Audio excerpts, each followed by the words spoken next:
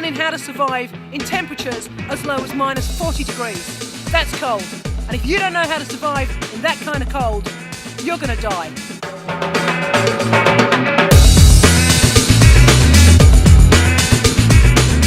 You're going to need food, you're going to need shelter, you're going to need drinking water and a fire. If you don't have those things, you're going to die. I'm going to show you how to get those things so that you can survive in the wild.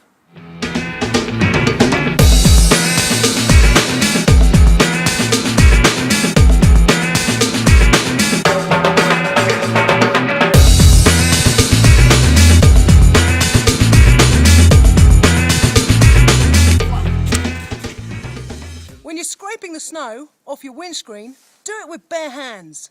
Keep your gloves dry and they'll stay warm for later on. Get wet in these kind of temperatures, you're going to freeze and you will eventually die. When I was stationed with the SAS in Transylvania, I survived for 6 weeks on nothing but ice pops made from a colleague's frozen arteries. It wasn't pleasant, but it's how I survived. Being an intrepid explorer in the wild, you've always got to know what you're looking for. These berries, for example, they look delicious, but these are deadly. Another thing I learned from the SAS is the old carry a bag on the foot trick. Keeps your socks dry and keeps you warm inside your boot there.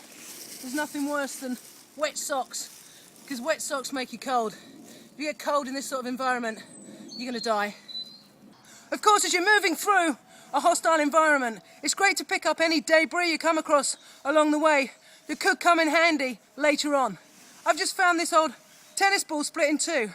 That's going to make a great drinking cup. I've picked up on some tracks here, and I think this is either a fox or a badger, which proves that there's wildlife in this environment that could be my next meal. Over here I think we've also got a hedgehog, possibly a squirrel, which doesn't sound like much, but when you're in the wild, you're always looking for your next piece of food. Could be a rabbit, could be a fox, could be a hedgehog, a Jack Russell even. They're all good sources of protein. These are definitely edible. It says eat by the 21st of January, but I think they're still all right. So this looks to me like the perfect place to set up camp for the night. I'm under the trees, I'm sheltered from the wind, there's not too much snow on the ground, and there's a cafe just there, which I think will open at about 7 o'clock in the morning.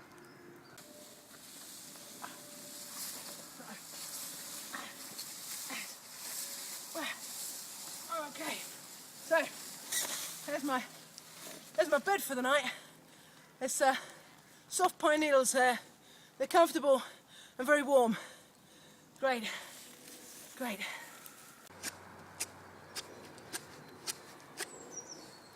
Yeah, that's pretty good. It might just look like dog excrement to you, but that's a valuable source of protein. But of course, once you've set up your camp, there really is only one way to mark your territory.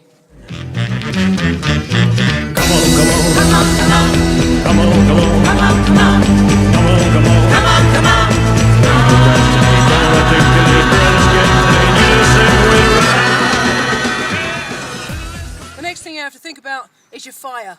Without your fire, you're going to get cold. And if you get cold, you're going to die.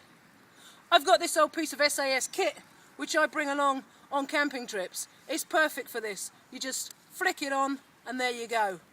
Toasty. Just a few handfuls of snow in a bag.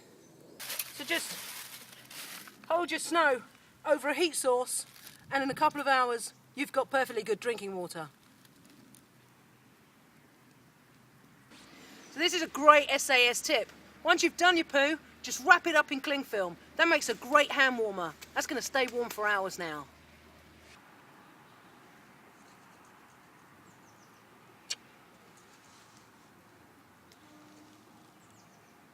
So once your poo has cooled down a bit, just take a couple of bits on the end of your fingers and just put them over your eyes.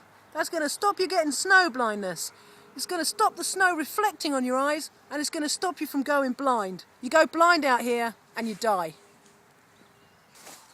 Now, see, that's wet. Okay. The golden rule of survival in the wild: if you're going to get wet, get naked. The more clothes you can take off, the more clothes that will stay dry and will keep you warm later on. So once that's boiled, just bung it in the hot water bottle and you've got yourself a cosy nighttime companion. That's going to keep me warm all night. And of course the only other thing to remember is in these intensely freezing cold temperatures, always keep your head warm at night.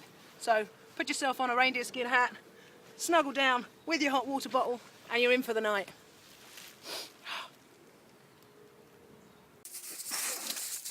Oh, that really is the best way to wake up in the wild. I think the cafe's open. Yeah, I'll get 2 sausages and some beans. Thanks. Keep breathing. Stay alive.